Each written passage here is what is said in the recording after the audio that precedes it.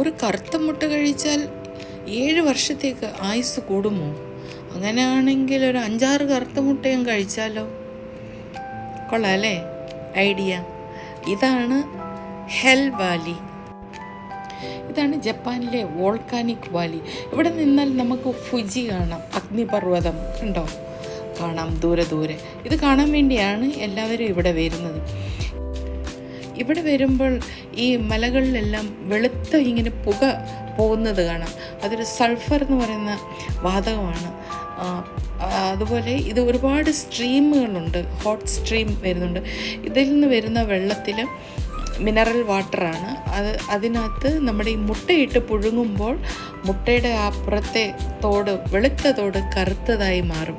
അതാണ് ഈ കാണുന്ന ഈ ബ്ലാക്ക് എഗ്ഗ്. ഇത് ഇവരുടെ വിശ്വാസപ്രകാരം ഇത് കഴിച്ചാലുണ്ടല്ലോ നമുക്ക് 7 വർഷം ആയുസ് കൂടുമെന്നാണ് പറയുന്നത്.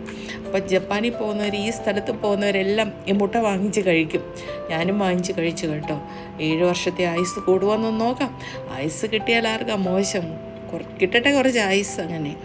അപ്പോൾ ഇതാണ് കാര്യം, ഇതാണ് നമ്മുടെ ബ്ലാക്ക് എഗ്ഗ്.